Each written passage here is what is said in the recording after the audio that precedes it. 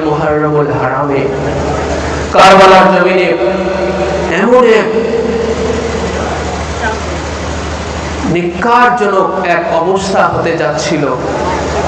কারবালার ময়দানে ইমাম আলী মাকাম মাওলা হুসাইন আলাইহিস সালাম তিনি আসরের নামাজ আদায় করে ইমাম পাক বসে আছেন তাবু পাকের মধ্যে। ওদিকে ফৌজে শাম ইয়াজিদি সৈন্যের যারা নেতৃত্ব দিচ্ছে, 22,000-এর যারা নেতৃত্ব দিচ্ছে, যাদের মধ্যে সেনাপতির দায়িত্ব পালন করতেছে ওমর ইবনে সাদ লানাতুল্লাহি আলাইহি, এবং তার সাইডম্যান হিসেবে কাজ করতেছে শিমার ইবনে জিলজাওশান লানাতুল্লাহি আলাইহি। সবাই বলুন আল্লাহ ওদের উপরে লানত বর্ষিত করুন। ওদের নাম যখনই শুনবেন শুধু এই মাজলিস পাক বলে কথা না, এই মাতম পাকের মাহফিল পাক বলে কথা না, আমি বলতে বললাম আপনারা বলবেন শুধু এটা নয়, যখনই ওদের নাম শুনবেন, ইয়াজিদের নাম শুনবেন, মুয়াবিয়ার নাম শুনবেন, ওমর ইবনে সাদের নাম শুনবেন, শিমারের নাম শুনবেন, যদি প্রকাশ্যে নাও পারেন তো চুপি চুপি লানাতুল্লাহি আলাইহি, আল্লাহর লানত ওদের উপরে, আল্লাহর লানত ওর উপরে বর্ষিত হোক, এটা আদায় করবেন। আল্লাহ পাকের একটা সুন্নাত আদায় হয়ে যাবে। কারণ অনন্তকালের জন্য, খোদা কি কসম, অনন্তকালের জন্য আল্লাহ পাকের লানত মুয়াবিয়ার উপরে, আল্লাহ পাকের লানত ইয়াজিদের উপরে, আল্লাহ পাকের লানত ওমর ইবনে সাদের উপরে, আল্লাহ পাকের লানত ওয়াইদুল্লাহ ইবনে জিয়াদের উপরে, আল্লাহ পাকের লানত শিমার ইবনে জিলজাওশানের উপরে। কারণ ওদের জাতিগত অবস্থান ছিল, ওদের হামেশার অবস্থান ছিল মুহাম্মাদের ও আলে মুহাম্মাদের সাথে দুশমনী করে, জানের দুশমনী করে তাদেরকে কষ্ট দেওয়া, ঠিক কিনা বলেন? এটাই ছিল ওদের মিশন, এটাই ছিল ওদের সবসময়ের অবস্থান। আর আল্লাহ পাক এই জন্য কোরআনুল কারীমে আমাদের জানিয়ে দিলেন, যারা আল্লাহ এবং আল্লাহ রাসূলকে যারা কষ্ট দিল তাদের উপরে ইহকাল এবং পরকাল দুই কালেই তাদের উপরে আল্লাহর লানত, আল্লাহ লানত, লানাহুমুল্লাহু ফিদ দুনিয়া ওয়াল আখিরা। বলে দুনিয়াতেই আল্লাহ পাক ওদের উপরে লানত দিয়ে আল্লাহ পাক শেষ করেন নাই। যখন মৃত্যু হবে, আখিরাত যখন শুরু হবে মৃত্যু দিয়ে, সেই মৃত্যুর সময় আল্লাহ পাকের লানত ওদের উপরে হবে। এরপরে ওদের যখন কবরের জিন্দেগি চলবে, কবরের জিন্দেগি চলবে, সেই কবরের জিন্দেগি কিয়ামত পর্যন্ত, যে কবরের জিন্দেগি, এই কিয়ামত পর্যন্ত ওদের উপরে, ওদের কবরের উপরে, ওদের রূহের উপরে আল্লাহ পাকের লানত বর্ষিত হতে থাকবে। এরপর যখন পুনরুত্থান হবে, কবর থেকে যখন হাসর, অর্থাৎ যখন পুনরুত্থান হবে, সেই হাসরের ময়দানে আল্লাহর লানতের বোঝা নিয়ে, আল্লাহর লানত ঘাড়ের উপরে করে, মাথার উপরে করে ওরা হাসরের ময়দানে উত্থাপিত হবে। বলুন ঠিক কিনা? এবং যতক্ষণ বিচার না হবে, বিচার শেষ হওয়া পর্যন্ত আল্লাহ পাকের লানত ওদের উপরে হতে থাকবে, এবং সেই লানত নিয়ে ওরা শেষ পর্যন্ত জাহান্নামে নিক্ষিপ্ত হবে। বলুন ঠিক কিনা? কারণ আল্লাহ পাক বলেছেন লানাহুমুল্লাহু ফিদ দুনিয়া ওয়াল আখিরা, আখিরাত পর্যন্ত। তো আখিরাতের সর্বশেষ ফয়সালা হলো ভাই জান্নাত আর জাহান্নাম। তো আল্লাহ পাকের আখিরাত পর্যন্ত যাদের উপরে আল্লাহর লানত হচ্ছে, তো ওরা কোথায় যাবে? জান্নাতে যাবে না জাহান্নামে যাবে? আল্লাহর লানত প্রাপ্ত হয়ে কেউ জান্নাতে যেতে পারবে? ওদেরকে আল্লাহ লানত নিয়ে জাহান্নামে উফুর করে করে আল্লাহ পাক উপর করে করে ওদেরকে জাহান্নামে আল্লাহ পাক নিক্ষিপ্ত করবে আযাবের ফেরেশতাদের মাধ্যমে। জাহান্নামের যে দায়িত্বপ্রাপ্ত, জাহান্নামে নিক্ষিপ্ত করা, উপর করে করে জাহান্নামে নিক্ষিপ্ত করা হবে জাহান্নামীদেরকে। এই জন্য এটা আল্লাহ পাকের একটা সুন্নাত যে আল্লাহ এবং আল্লাহ রাসূলকে যারা কষ্ট দিয়েছে, মুস্তাফা এবং খানদানে মুস্তাফাকে যারা কষ্ট দিয়েছে, সবসময় আল্লাহ পাকের লানত ওদের উপরে। এই কারবালার ময়দানে ইয়াজিদের যারা দায়িত্ব পালন করতেছে, ইয়াজিদের পক্ষ হতে 22,000-এর যারা দায়িত্ব পালন করতেছে, ওমর ইবনে সাদ এবং শিমার ইবনে জিলজাওশান, আসরের ওয়াক্ত, আসরের যখন ওয়াক্ত আসলো, সেই সময় শিমার ইবনে জিলজাওশান ওমর ইবনে সাদকে বলছে, ওমর ইবনে সাদকে একটা চিঠি দেখালো সেই চিঠিটা উবাইদুল্লাহ ইবনে জিয়াদ কুফা থেকে পাঠিয়েছে। সেই চিঠিতে সীমার বরাবর লেখা ছিল যে সীমার ইবনে জিলজাওশান, যদি ওমর ইবনে সাদ যদি হুসাইনের উপরে আক্রমণ করতে সে যদি গড়িমসি করে, কাল বিলম্ব করে, যদি দেরি করে, আপত্তি করে, তাহলে তুমি তার থেকে সেনাপতির দায়িত্ব নিয়ে নিবা। সেনাপতির দায়িত্ব তুমি তার থেকে নিয়ে তো তুমি হুসাইনের উপরে আক্রমণ করবা। উবাইদুল্লাহ ইবনে জিয়াদ কুফা থেকে এই চিঠি সীমার বরাবর পাঠায়। তখন সেই সীমার সেই চিঠিখানা নিয়ে তখন ওমর ইবনে সাদকে দেখায়, দেখো এই যে কুফা থেকে চিঠি আসছে। উবাইদুল্লাহ ইবনে জিয়াদ কুফার গভর্নর এই চিঠি পাঠিয়েছে, যদি তুমি এখনই হুসাইনের উপরে যদি আক্রমণ না করো, তাহলে এখনই তোমার থেকে আমি এই দায়িত্ব, সেনাপতির দায়িত্ব আমি ছিনিয়ে নেব, আমি তার উপরে আক্রমণ করব।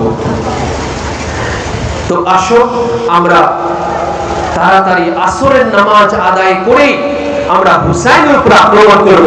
চিৎকার দিয়ে বলুন আলহামদুলিল্লাহ। এই সেই আসরের নামাজ, যে নামাজটা আল্লাহ পাক বিশেষভাবে গুরুত্ব আরোপ করেছেন, হাফিজু আলাস সালাওয়াতি ওয়াস সালাতিল মুস্তা। আল্লাহ পাক বলেছেন তোমরা সকল নামাজেরকেই তোমরা সংরক্ষণ করো, সকল নামাজের ব্যাপারেই তোমরা সচেতন হও, সিনসিয়ার হও। বিশেষ করে সালাতুল মুস্তা, আসরের নামাজকে প্রথম মর্যাদা দেওয়া হয়েছে সালাতুল মুস্তা হিসেবে। প্রথম মর্যাদা দেওয়া হয়েছে আসরের নামাজকে, মধ্যবর্তী নামাজ। আসরের নামাজ মানে হলো মধ্যবর্তী নামাজ। ফজর থেকে শুরু করে ঈশা পর্যন্ত 5 ওয়াক্তের মধ্যবর্তী নামাজ হলো আসরের নামাজ। এই জন্য এই আসরের নামাজকে প্রথম মর্যাদা দেওয়া হয়েছে। তাফসিরের মধ্যে আল্লাহ পাক যে বলেছেন তোমরা সালাতুল মুস্তাকে বিশেষ করে হেফাজত করো। এই হলো সেই আসরের নামাজ, যে নামাজ সঠিক সময়ে, কাজা সময়ে না, কাজা টাইমে না, আদা টাইমে, আদা এর টাইমে আদায় করার জন্য যে নামাজ মৌলা কায়নাত পাকের হায়াতে পাক থেকে, ওনার হায়াতে পাক থেকে যে আদার টাইমটা পার হয়ে গিয়েছিল, এই আসরের নামাজের যে আদায় করার যে টাইম, অর্থাৎ সূর্যাস্ত পর্যন্ত। আসরের নামাজ আদায় করার টাইম হচ্ছে সূর্যাস্ত পর্যন্ত। আর সূর্য যখনই অস্তমিত হয়ে যাবে তখন আসরের নামাজ কাজা হয়ে গেল। কি হয়ে গেল বলে? কাজা। এবার আসরের নামাজ কাজার সময়ে চলে গেল, কাজার টাইমে চলে গেল, আসরের নামাজ আর আদায়ের টাইমে থাকলো না। তো মৌলা কায়নাত পাকের হায়াতে পাকে কখনো কোন ওনার জিন্দেগিতে কখনো নামাজ কাজা হওয়ার কোনো ব্যাকগ্রাউন্ড নাই, কোনো রেকর্ড নাই, কোনো দৃষ্টান্ত নাই। ওনার হায়াতে পাক থেকে এক ওয়াক্ত নামাজ কাজা হয়ে গিয়েছে, উনি কাজার টাইমে গিয়ে উনি কোনো নামাজ উনি পড়েছেন, নামাজ সম্পূর্ণ করেন সবসময় আদায়ের টাইমে, অর্থাৎ ওই নামাজের ওয়াক্তে ওইটাতেই পড়েছেন। এবং রাসূলুল্লাহ সাল্লাল্লাহু আলাইহি ওয়াসাল্লাম পাকের পক্ষ থেকে মৌলা কায়নাত পাকের উপরে একখানা হাদিস শরীফের মধ্যে 3খানা ওসিয়ত ছিল। রাসূলুল্লাহ সাল্লাল্লাহু আলাইহি ওয়াসাল্লাম বলেছেন যে হে আলী, 3টা কাজে কখনো দেরি করবে না, সবসময় কাজগুলো তাড়াতাড়ি করে নেবে। হুজুরে পাক থেকে মৌলা কায়নাত পাকের উপরে এই ওসিয়ত, সেটা হলো নামাজের ওয়াক্ত আসা মাত্র নামাজ পড়ে নেবে, কখনো দেরি করবে না।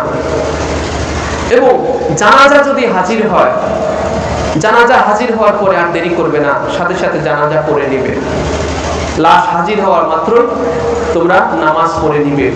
এবং বিয়ের শাদী যদি ঠিক হয়ে যায় তখন আর দেরি করবে না, সাথে সাথে ওটা পড়ে নিবে। তো রাসূলুল্লাহ সাল্লাল্লাহু তাআলা আলাইহি ওয়া সাল্লাম পাক এই 3টা ওসিয়ত মৌলা কায়নাত পাককে করেছিলেন। আজও দেখেন এই খানদান পাকে, এই দরবার পাকে, রাসূলুল্লাহ সাল্লাল্লাহু আলাইহি ওয়াসাল্লামের এই খানদান পাকের এই দরবার পাকে এই 3টা আমল আজও সেই রাসূলুল্লাহ সাল্লাল্লাহু আলাইহি ওয়াসাল্লামের এই ওসিয়ত মোতাবেক মওলাই কায়নাত পাকের উপরে যেটা আসছে, সেই ওসিয়ত মওলাই কায়নাত পাক থেকে এই ওসিয়ত ইমাম হাসান হুসাইন পাকের উপরে, ইমাম হাসান হুসাইন পাক থেকে ওনার খানদান পাকের মধ্যে এই ওসিয়ত ওনারা সব সময় রাসূলুল্লাহ এই ওসিয়ত মওলাই কায়নাত পাক যে মাথায় নিয়েছিলেন, মাথায় এই ওসিয়তগুলো পালন করতেন। আজও 4 নম্বর দরবার পাকে আমাদের সাজ্জাদের, আমাদের পীর মুর্শিদ পাক, আমাদের আকা ও মাওলা যিনি ছিলেন হুজুর পাক, বড় হুজুর পাক কিবলা ও কাবা সাইয়েদনা মানজামা মুর্শিদিনা হযরত সৈয়দ শাহ রশিদ আলী আল কাদরি আল হাসানি আল হুসাইনি আল আযাদিহি নবিয়ানা আলাইহিস সালাতু ওয়াস সালাম, এবং বর্তমান গদিনশীন আকা ও মাওলা হুজুর পাক কিবলা ও কাবা, ওনাদের জীবনীতে ওনাদের দায়িত্ব পরিচালনায়, এই গৌসিয়াতের দায়িত্ব পরিচালনার মধ্যে এই 3টা আমল একদম হুবহু আল্লাহ রাসূল যেভাবে করেছিলেন ঠিক একইভাবে আজও পালন হয়ে যাচ্ছে। দেখেন আমাদের হুজুর পাকদের দরবার পাকে নামাজ সব সময় আগে হয়। 4 নম্বর দরবার পাকে বিশেষ করে ইন্ডিয়ার যে খানকা এবং মসজিদগুলো আছে, সারা পৃথিবীতে নামাজ এত আগে নামাজ পড়ার দৃষ্টান্ত আর নাই। সারা পৃথিবী দেখবেন জুমার নামাজ আমাদের হুজুর পাকদের। 4 নম্বর দরবার পাকে যত খানকা এবং মসজিদ পাক আছে, জুমার নামাজ এত আগে আর কোথাও কোন মসজিদ পাকে হয় না। হয় বলেন? আমাদের এই গোয়ালন্দের প্রেক্ষাপটে দেখেন, গোয়ালন্দের প্রেক্ষাপটে, রাজবাড়ির প্রেক্ষাপটে দেখেন, আমাদের দরবার পাকে বাংলাদেশেও দেখেন, জুমার নামাজ আর ওক্তীয় নামাজ এত তাড়াতাড়ি আর কোথাও হয়? কোন মসজিদে হয়? দেখেন, দেখবেন যে আমাদের জুমার নামাজ শেষ হয়ে গেল, অন্য জায়গায় তাকরির চলতেছে কিনা বলেন? তাকরির বয়ান চলতেছে, আমাদের নামাজ হয়ে যায়। কেন? ওই যে রাসূলুল্লাহর ওসিয়ত এই খানদান পাকে, রাসূলুল্লাহর ওসিয়ত এই খানদান পাকে এগুলো হতেই থাকবে, ঠিক কি না বলেন? এগুলো হতে থাকবে। তো রাসূল আকরাম সাল্লাল্লাহু তাআলা আলাইহি ওয়া সাল্লাম পাকের হায়াতে পাকে, মওলাই কায়নাত পাকের হায়াতে পাকে নামাজ কাজা হওয়ার দৃষ্টান্ত নাই। কিন্তু আজকে রাসূলুল্লাহর খেদমতের কারণে, রাসূলুল্লাহর খেদমতে থাকার কারণে মওলাই কায়নাত পাকের হায়াতে পাক থেকে আজ আসরের নামাজ কাজা হয়ে গেছে। আসর সূর্য ডুবে গেছে। হুজুর আকরাম সাল্লাল্লাহু আলাইহি ওয়াসাল্লাম সূর্য ডুবে যাওয়ার পরে যখন উনি ওনার বিশ্রাম থেকে, উনি ওনার আরাম থেকে যখন উনি জাগলেন, জেগে দেখলেন যে ইসলাম জেগে দেখলেন যে আসর কাজা হয়ে গেছে। হুজুর বললেন, আলী তোমার তো আসরের নামাজ পড়া হয়নি। জি হুজুর। বলে তাহলে এবার পড়ে নাও। বলে হুজুর আমি তো কাজা করবো না। তখন হুজুর বললেন যে তাহলে সূর্যকে ইশারা করো, সেজন্য আদায়ের জায়গায় চলে আসে। মওলাই কায়নাত পাক তিনি সূর্যকে ইশারা করলেন, সূর্য আবার আসরের টাইমে, আসরের যে জায়গায়, সেই জায়গায় আবার সূর্য ফিরে চলে আসলো। শামসে কোফে রাহ দো আপনি ফিরে ক্यों नहीं फेरते मेरा मुकद्दर यानी मुर्तजा फेरते मेरा मुकद्दर यानी मुर्तजा। हे मौला कायनात पाक, আপনি যেখানে সূর্যকে দুবার ফিরিয়েছেন, শামসে কো ফেরা হয় দুবার, সূর্যকে আপনি দ্বিতীয়বার ফেরালেন। আপনি ফির কিউ নেহি, আপনি কেন ফিরাতে পারবেন না? ফেরতে মেরা মুকদ্দার, কেন আমাদের ভাগ্যকে আপনি ফিরাতে পারবেন না? আমাদের ভাগ্য যদি খারাপই থাকে, তাহলে কেন আপনি আমাদের সৌভাগ্যকে ভালাই করতে পারবেন না? আপনি যখন সূর্যকে দ্বিতীয়বার ফিরাতে পারেন, আমাদের খারাপই ভাগ্যকে মওলা পাক হুজুর কিবলা ও কাবা, মওলাই কায়নাত পাকের জানশীন, মওলাই কায়নাত পাকের উত্তরসূরি মওলা পাক হুজুর কিবলা ও কাবা হযরত সৈয়দ শাহ মুর্শিদ আলী আল কাদরি আল হাসানি আল হুসাইনি আল জাদ্দিহি নবিয়ানা আলাইহিস সালাতু ওয়াস সালাম মওলাই কায়নাত পাকের কাছে নিবেদন করতেছেন যে ইয়া আলী এ মুর্তজা, হে মাওলা আলী, সূর্যকে যখন আপনি দ্বিতীয়বার ফিরানোর ক্ষমতা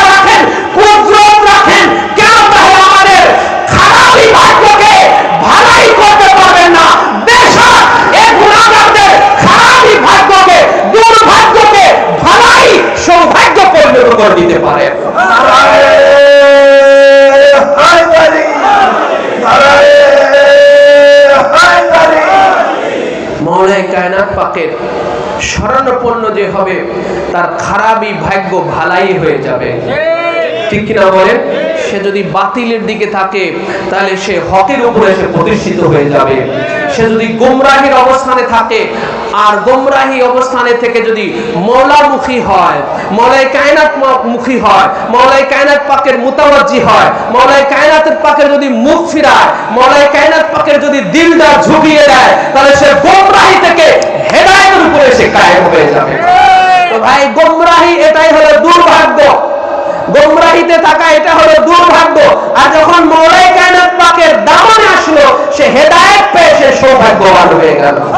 কেউ যদি অন্ধকারের মধ্যে থাকে, কেউ যদি বাতিলের উপরে থাকে, সে এটা তার দুর্ভাগ্য, এটা তার খারাপই ভাগ্য। যখন মওলাই কায়নাত পাকের শরণাপন্ন হলো, তখন সে অন্ধকার হতে বাতিল থেকে সে হকের উপরে সে প্রতিষ্ঠিত হয়ে গেল। সেই আসরের নামাজ, যে আসরের নামাজ মওলাই কায়নাত পাক সূর্যকে দুবার ফিরিয়ে দ্বিতীয়বারে ফিরিয়ে পড়েছিলেন, আজ সেই মওলাই কায়নাত পাকের বেটা শাহজাদা যখন কারবালায় সেই আসরের নামাজ পড়ে মালাউনেরা, অভিশপ্তরা, সেই আল্লাহ লানত প্রাপ্ত মুসল্লিরা, ঠিক কিনা বলেন? আল্লাহ পাক কুরআনুল কারীমের মধ্যে ইরশাদ করেছেন, ফাওয়াইলুল লিল মুসাল্লিন। আল্লাহ পাক এই সব মুসল্লিদের উপর আল্লাহ পাক অভিসম্পাত দিয়েছেন। কোরআন এটা প্রমাণ হয়ে আছে, ঠিক কিনা বলেন? এই লানত আমরা দেই না, এই লানত ওই সকল মুসল্লিদের উপরে কে দিয়েছে ভাই? বলেন কে দিয়েছে? ওরা আল্লাহর জন্য নামাজ পড়ে, সে আল্লাহ ওদের উপরে এতটা নারাজ। নামাজ কার জন্য হয় ভাই? বলেন, নামাজ কার জন্য হয়? সালাত সির্ফ खुदा के लिए है, সালাত সির্ফ खुदा के लिए है। নামাজ তো শুধু কেবলমাত্র আল্লাহর জন্য। সে আল্লাহ ওই সকল নামাজীদের উপরে এত নারাজ হয়ে গেছে, এত অসন্তুষ্ট, যে আল্লাহ পাক ওনার জবান পাকে নাজিল করে দিলেন যে ফাওয়াইলুল লিল মুসাল্লিন। মুসল্লির জামা বহু বচন হচ্ছে মুসাল্লিন। আল্লাহ এই সকল নামাজের 22,000 নামাজের উপর আল্লাহ পাক কি করেছে? এত আল্লাহ ওই নামাজের আল্লাহ তো নারাজ হয়েছে। যারা আইনুস সালাত, যারা প্রকৃত, যিনি আইনুস সালাত, যিনি প্রকৃত, যিনি স্বয়ং সালাত, যিনি প্রকৃত সালাত, যিনি সালাতের জান, যিনি আজ মওলা ইমামে আলে মাকাম মাওলানা হুসাইন কারবালার জমিনে আর এই উঠা বসা রুকু সেজদার সালাত আদায় করে আইনুস সালাতকে ওরা আক্রমণ করতে চায়, ঠিক কিনা বলেন? রুকু সেজদা আর সূরা কিরাত, তাসবিহ, নামাজ আদায় করে আইনুস সালাতকে ওরা আক্রমণ করতে চায়। তো সেই সকল নামাজীদের উপর আল্লাহ পাক বড়ই নারাজ হয়ে তাদের উপর অভিসম্পাত করতে থাকেন। আল্লাহ পাক বলেন যে ওদের উপরে লানত, ওদের উপর অভিসম্পাত এই সকল মুসল্লিদের উপরে। তো ওরা ঠিক আসরের নামাজ আদায় করেই ওরা যুদ্ধের ডঙ্কা বাজিয়ে দিল। যুদ্ধের ডঙ্কা, একটা যুদ্ধের একটা বাদ্য আছে। সেই জামানায় যখন যুদ্ধ শুরু করা হতো, একটা বাদ্য ডঙ্কা বাজানো হতো। ডঙ্কা বাজানোর মাধ্যমে ওই ডঙ্কার শব্দ হলে বোঝা যেত এখন যুদ্ধটা শুরু হলো, যুদ্ধ স্টার্ট হলো। ওরা সেই ডঙ্কা বাজিয়ে দিল। সেই ডঙ্কার আওয়াজ এসে ইমাম পাকের তাবুতে খানদান মুস্তাফার কানে এসে বাজতে লাগলো। তখন এনারা ঘাবড়িয়ে গেলেন যে কি ব্যাপার, হঠাৎ এরকম ডঙ্কার আওয়াজ কেন হচ্ছে? তো এরা যখন ইমাম পাকের তাবুর নিকটবর্তী হয়ে গেল এবং এদের ঘোড়ার আওয়াজ পাওয়া যাচ্ছে আর যুদ্ধের বাজনা বাজতেছে, এরা পুরো প্রস্তুতি নিয়ে যখন ইমাম পাকের তাবুর দিকে অগ্রসর হয়েছে এই আজকের এই 9 তারিখের আসরের ওয়াক্তে, তখন ইমাম পাক উনি খুব পেরেশানি হয়ে বললেন, কি হয়ে বাইরে কিসের এত আওয়াজ হচ্ছে? ইমাম পাক নিজেই বের হয়ে আসতে চাইলেন তাবু থেকে। তখন হযরত আব্বাস আলমদার বলেন, হ্যাঁ আকা মাওলা, আমি আব্বাস তো আছি, আপনি থাকেন, আমি দেখতেছি কি হয়েছে। তখন হযরত আব্বাস আলমদার বাইরে এসে দেখলেন যে ওরা পুরো যুদ্ধের জন্য আক্রমণ, একটা মুভমেন্ট নিয়ে আসছে। তখন হযরত আব্বাস আলমদার ডাক দিয়ে বললেন, কি ব্যাপার, তোমরা হঠাৎ করে এভাবে যুদ্ধের ডঙ্কা বাজিয়ে তোমরা এভাবে আমাদের উপর অ্যাটাক নিয়েছো, কি ব্যাপার, আক্রমণাত্মক ভাব নিয়ে এসেছো? তখন তাদের থেকে শিমার ইবনে জিলজাওশান এবং সেনাপতি উমর ইবনে সাদ বলল যে হুসাইনকে জানাও যে হয় তিনাকে এখন এজিদের নামে বায়াত গ্রহণ করতে হবে, তাকে এজিদের বশ্যতা নিতে হবে, অথবা এখনই যুদ্ধ করতে, লড়াই করতে হবে আমাদের সাথে, দুটোর একটা এখনই করতে হবে। তখন হযরত আব্বাস আলমদার বললেন, তোমরা খামোশ হও, আমি আমার মাওলা, আমি আমার ইমামকে আমি গিয়ে জানাচ্ছি বিষয়টা। তখন মাওলা সৈয়দুল হযরত আব্বাস আলমদার তিনি ইমাম পাকের কদমে এসে নিবেদন করলেন, হে আপা মাওলা, ওরা এই আমাদের উপর আক্রমণাত্মক নিয়ে আসছে, যে হয় আমাদেরকে বশ্যতা কি করতে হবে, বশ্যতা আমাদের নিতে হবে, অথবা আমাদের এখনই লড়াই করতে হবে। তখন ইমাম পাক বললেন, যদি তো বশ্যতা আমাদের নেওয়া কখনোই সম্ভব না, বশ্যতা নেওয়ার জন্য তো আমরা কারবালাতে আসি নাই, তবে লড়াই করার জন্য আমরা কারবালাতে আসি নাই। তো ওদেরকে বলো, ওরা যখন লড়াই করতে এতটা উদ্গ্রীব হয়ে আছে আমাদের উপরে, এতটা বেচাইন হয়ে আছে ওরা আমাদের সাথে লড়াই করার জন্য, তো ওদেরকে বলো যে যা হবার কালকে হবে, আগামী কাল হবে, আজকের রাতটা আমাদের জীবনের শেষ রাত হবে, আমরা আমাদের এই জীবনের শেষ রাতটায় আমরা ইবাদতে ইলাহিতে একটু মশগুল থাকতে চাই। ইমাম আলী মাকাম তিনি আশুরা পাক, শাহাদাত পাক পর্যন্ত ওনার সে আসল রাজ, সে আসল নিগুড় রহস্য যেটা ছিল আল্লাহ পাকের সাথে, ওনার যে সিররে খাফি ছিল আল্লাহ পাকের সাথে, ওনার একটা গোপন রহস্য ছিল ইমাম পাকের। ইমাম আলী মাকামের স্বয়ং আল্লাহ পাকের সাথে একটা গোপন রহস্য ছিল। আর ভাই বুঝতেছেন আজ কেন ইমাম পাক কারবালায় তিনি খামোশ? তিনার সামনে ওনার কচি কাঁচা বাচ্চারা ক্ষুধায় আর তৃষ্ণায় কাতরাচ্ছে, অথচ ইমাম পাক তিনি খাবারের প্রতি তিনি লালায়িত না, তিনি পানির প্রতি লালায়িত হচ্ছেন না, উনি এগুলো খবরদারি করতেছেন না। এমনকি আশুরার দিন ওনার সামনে এক এক করে সবাই কতল হয়ে যাচ্ছে, টুকরা টুকরা হয়ে যাচ্ছে, তারপর ইমাম পাক খামোশ কেন? ভাই ওই যে সিররে খাফি খোদা তাআলার সাথে, মওলার সাথে ইমাম পাকের একটা গোপন রহস্য ছিল। এই জন্য ইমাম পাক তিনি কারবালাতে উনি বলেছেন যে लेकिन है कोई सिर खफी जिससे हो खामोश, বলে আল্লাহ পাকের সাথে আমার একটা গোপন রহস্য আছে বলে আজকে আমি খামোশ আছি, আজকে আমি নিজেকে গুটিয়ে রেখেছি, নাহলে দিখলা দো আভি কুদরতে কাহারে আকেলা, নাহলে আমি আজকে কারবালাতে আমি হুসাইন যে কতটা কঠোর হতে পারি সেটা আমি তোমাদেরকে দেখায় দিতাম। আল্লাহ পাকের একটা নাম পাক হচ্ছে কাহার, মানে আল্লাহ পাক বড়ই কঠোর। আল্লাহ পাক যেমন রহিম রহমান, হ্যাঁ আল্লাহ পাক বড়ই দয়ালু, তেমনি আল্লাহ পাকের একটা নাম আছে কাহার। আল্লাহ পাক বড় কঠিন, বড়ই কঠোর। আল্লাহ পাক যখন কঠোর হয়ে যান সেই কঠোরতার ভয়াবহতা বড় সাংঘাতিক। সেই জন্য ইমাম পাক বলেছিলেন, যদি আল্লাহ পাকের সাথে গোপন রহস্য যদি আমার না থাকতো তাহলে আজকে দেখলা দো, আজকে আমি তোমাদেরকে দেখিয়ে দিতাম যে কুদরতে কাহার, এই খোদা সেই কাহারের কঠোরতার যে ক্ষমতা, সেই কঠোরতার যে ক্ষুদ্র, যে খোদা তাআলার কুদরতের যে কঠোরতা, সেটা যে কতটা কঠিন থেকে কঠিনতা, আজকে আমি সেটা কারবালাতে তোমাদেরকে দেখিয়ে দিতাম। কিন্তু আল্লাহ পাকের সাথে ওই গোপন রহস্য আছে বলে আমি খামোশ হয়ে গেলাম আজ কারবালায়। ইমাম পাক এটা বলেছিলেন সেই 22,000কে উদ্দেশ্য করে। তো এটা ইমাম পাকের একটা জাহিরি সান্ত্বনা, একটা জাহিরি একটা আপনার উপায় অবলম্বন, তিনি একটা উপায় অবলম্বন করেছিলেন ওদেরকে ফিরিয়ে দেওয়ার জন্য। কারণ সেই গোপন ভেদ, গোপন রহস্য এটা ওরা বুঝবে না। ওই গোপন ভেদ, গোপন রহস্য ইমাম পাক উনি ওদের কাছে জাহির করেন নাই, উনি ইবাদতের বাহানা দিলেন। ইবাদতের যে আজকের এই আখিরি রাত আমরা আল্লাহর ইবাদতে মশগুল থাকতে চাই। আমাদের জীবনের এটা শেষ রাত হবে, কিয়ামতের রাত। আমরা আল্লাহ পাকের বাণী, আল্লাহ পাকের মুখ নিঃসৃত বাণী কুরআনুল কারীম তেলাওয়াতে শেষ রাতের জন্য আমরা তেলাওয়াতে মশগুল থাকতে চাই। ওদেরকে এটা বলে ফিরিয়ে দাও। হযরত আব্বাস আলমদার তিনি ওদেরকে এটা বলে ওদেরকে ফিরিয়ে দিলেন এবং ওরাও এটাকে মেনে নিয়ে ওরাও ফিরে গেল যে ঠিক আছে, যা হবার আগামীকাল হবে। এটা ইমাম পাকের এক হিকমত ছিল, কারবালার জমিনে এক মহান এক হিকমত ছিল, এক প্রজ্ঞার এক দৃষ্টান্ত ছিল। ইমাম পাক সেই 9 মুহররমে তিনি যদি ওদেরকে ফেস করতেন তাহলে ইনারা তো সবাই তো কতল হয়েই যাবেন।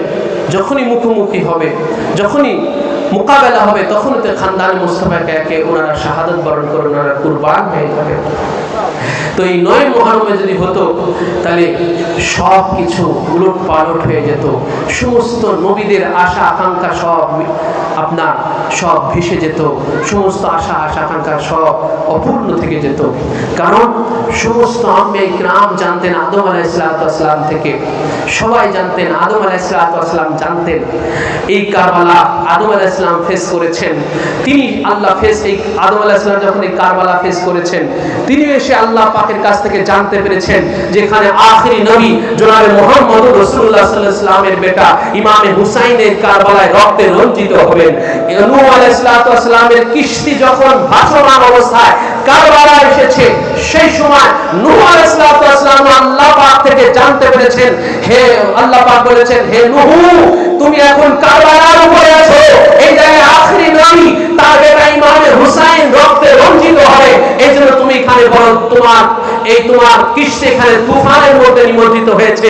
ইব্রাহিম আলাইহিস সালাম তিনিও যখন সেই মিনাতে তিনি যখন ওনার শিশুপুত্র ইসমাঈল আলাইহিস সালামকে জবেহ করতে পারেন নাই, সেই সময় আল্লাহ পাক বলেছেন যে এই জবেহর মোর, হে ইব্রাহিম এই জবেহর মোর আমি কারবালায় পৌঁছে দিয়েছি, কারবালার দিকে তাকাও। আল্লাহ পাক সেই মিনাতে থাকা অবস্থায় আল্লাহ পাক ইব্রাহিম আলাইহিস সালামকে কারবালার জমিন ওনার সামনে রিলে করে বললেন। তখন ইব্রাহিম আলাইহিস সালাম কারবালার সমস্ত দৃশ্য দেখতে পাইলেন, যে কারবালার ইমাম পাক শহীদ হয়েছেন সমস্ত দৃশ্য হযরত ইব্রাহিম আলাইহিস সালাম মিনাতে দাঁড়িয়ে কারবালার দৃশ্য দেখলেন, আর তিনি সোহারায় কারবালা যেন ক্রন্দন করতে থাকলেন। এরকম সমস্ত আম্বিয়া ইকরাম জানতেন যে সেই মাহে মুহররমের সেই আশুরার দিনে ইমাম আলী মাকাম তিনি এই কারবালার জমিনে তিনি শাহাদাত বরণ করবেন। এজন্য প্রত্যেক নবীর হায়াতে পাকের যেই দৃষ্টান্তমূলক ওনাদের হায়াতের শ্রেষ্ঠ ঘটনাগুলো আল্লাহ পাকের পক্ষ হতে ওই আশুরার দিন বেছে নেওয়া হয়েছে, ওই মাহে মুহররমের 10 তারিখটাকে বেছে নেওয়া হয়েছে। আদম আলাইহিস সালামের তওবাকে কবুল হয়েছে ওই আশুরার দিনে। হযরত নূহ আলাইহিস সালাম তিনি যে ওই প্লাবন থেকে মুক্তি পেলেন ওই আশুরার দিনে। এইভাবে প্রত্যেক মূসা আলাইহিস সালাম তিনি সেই বনী ইসরাইল থেকে মুক্তি পেলেন ওই আশুরার দিনে। এইভাবে হযরত আইয়ুব আলাইহিস সালাম 18 বছরের রোগ থেকে 18 বছরের ব্যাধি থেকে মুক্তি পেলেন ওই আশুরার দিনে। প্রত্যেক নবীর হায়াতে আল্লাহ পাকের এই বিশেষ ঘটনাগুলো আশুরার দিনে হয়েছে। প্রত্যেক নবী আশাবাদী করে যে হে আল্লাহ ওই আশুরার দিনে আমাদের জীবনে এক বিশেষ ঘটনা ঘটাইয়া দাও, যেটা চিরকাল নবী স্মরণীয় হয়ে থাকবে, যে ওই নবীর জামানায় ওই নবীর হায়াতে আশুরার দিনে অমুকটা হয়েছে। আশুরাকে সমস্ত নবী আশুরাকে এম করেছে, আশুরাকে লক্ষ্য করেছে, আশুরাকে আশা করেছে যে আশুরার দিনে আখেরি নবীর জানশীল আখিরা নবীর কলিজা টুকরা ইমামে হুসাইন শহীদ হবে। হে আল্লাহ আমাদের জীবনেও একটা বিশেষ ঘটনা ওই আশুরার দিনে হয়ে যাক। বলুন সুবহানাল্লাহ। হুসাইন আর মাওলা হুসাইন যদি সেই 9 মুহররমে তিনি যদি শহীদ হয়ে যান এই মালাউনদের হাতে, তাহলে সমস্ত নবীদের আশাগুলো মাটি হয়ে যাবে। আর আসরের পরে সন্ধ্যা নেমে আসবে, কারবালার জমিনে অন্ধকার নেমে আসবে। রাতের আধারে কে কাকে আঘাত করতেছে এটা আড়াল হয়ে যাবে, আড়ালে থেকে যাবে। কে? সাইয়েদনা হযরতে আলী আকবর আলাইহিসসালামকে বর্শা দিয়ে আঘাত করলো। ইতিহাসে তার নাম থাকবে না, এটা জাহির থাকবে না, বাতিন, এটা আড়াল হয়ে যাবে, এটা খফি হয়ে যাবে, গোপন হয়ে যাবে। কে বিষাক্ত তীর মওলা ইমাম হুসাইনের কোলের উপরে থাকা আলী আকবর আলাইহিসসালামের গর্দানে হাঁটলো। সেই হুরমালার নাম এটা খফি হয়ে যাবে, গোপন হয়ে যাবে, জাহির থাকবে না। কে শেষ পর্যন্ত আখিরি মওলা ইমাম আলী মাকাম মওলা হুসাইন আলাইহিসসালামের গর্দানে কে খঞ্জর চালাইলো? সেই শিমার ইবনে জিলজাওশনের নাম এটা খফি হয়ে যাবে, এটা জাহির থাকবে না।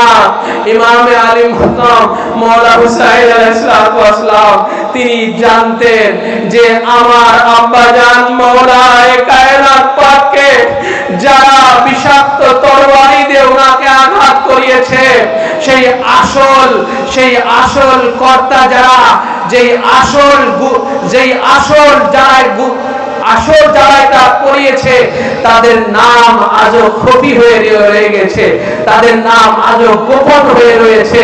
কে আমার ভাই মওলা হাসানকে বারবার বিষ প্রয়োগ করে তাকে হত্যা করেছে, তাকে শাহাদাতের পেয়ালা পান করিয়েছে, তাদের নাম ইতিহাসের পাতায় আজও নাই, তাদের নাম আজও আড়াল হয়ে আছে, আজও খফি হয়ে আছে।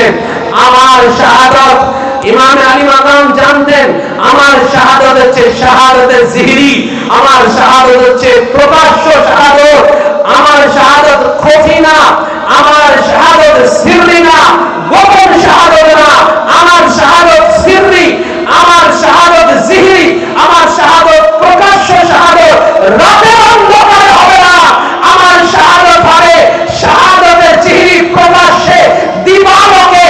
কে আমার আলী আকবরকে তীর মারলো, তার নাম জাহির থাকবে।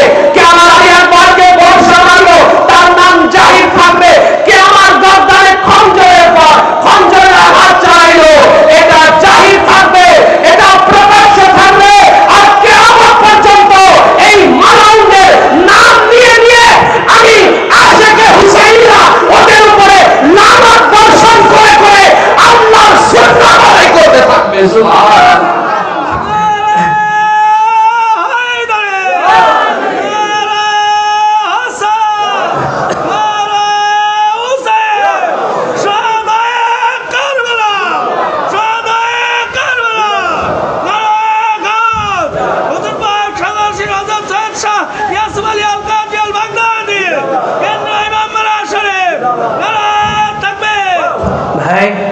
ইমাম পাক যদি রাতের অন্ধকার যদি মওলা আলী আসগরকে নিয়ে ফুরাতে যেতেন, কে 22,000 থেকে কে তীরটা মেরে দিছে, ওই হুরমালার নাম কি জানা যেত? বলেন, জানা যেত? হুরমালার নাম ইমাম পাক জাহির করে দিয়েছেন আশুরার দিবালকে। আমরা হুরমালার উপরে লানত দেই, বলে লানাতুল্লাহি আলাইহি। ওই সীমার কে রাতের অন্ধকার যদি ইমামে আলী মাকাম মওলা হুসাইনকে যদি খঞ্জরের পর খঞ্জরের আঘাতে ওনাকে যদি হত্যা করা হতো, ওনাকে যদি কতল করে দেওয়া হতো, ওই সীমারের নাম কি জাহির থাকতো? কে ওনাকে খঞ্জর চালায় সেটা রাতের অন্ধকারে জাহির থাকতো? বলে ইমাম পাক সেটা জাহির করে দিয়েছেন দিবালকে। আমরা ওই সীমারের নাম শুনে আমরা ঘৃণা করে ওর উপরে লানত দেই, বলে লানাতুল্লাহি আলাইহি। আল্লাহ লানত ওদের উপরে বর্ষিত হোক। এটা ইমাম পাকের সেই বাতিনি হিকমত ছিল। ইমাম পাকের এটা একটা মহা প্রজ্ঞার একটা দৃষ্টান্ত সেই দিন কারবালার ময়দানে ছিল। এই সেই 9 মুহররমুল হারামে সেই স্মৃতিচারণা কারবালার জমিনে এবং খানদানে মুস্তাফা এই মহা মুসিবতের এই মুহূর্ত 9 মুহররমুল হারাম, এই 3টা দিন আপনারা একটু আলাদাভাবে এই 3টা দিন আলাদাভাবে কাটাবেন। বিশেষ করে এই 3টা দিন এটা আজাদারদের জন্য, আমরা যারা শোকাতুর আছি ভাই, অন্তত আমরা যারা শোকাতুরের কাতারে আমরা অবস্থানে আমরা আছি, আমরা ইমাম পাকের এই ইয়াদগারে ইমামে আলী মাকামের এই জায়গাতে অন্তত আমরা আসি, এখানে আমরা উপস্থিত হয়েছি, আমরা অন্তত যারা এই কাতারে এসে হাজির হয়েছি, এটা আমাদের নৈতিক দায়িত্ব। আর যারা ইয়াজিদি ভাই, ওদের তো কোনো বাদ বিচার নাই। ওদের কোনো বাদ বিচার আছে বলে?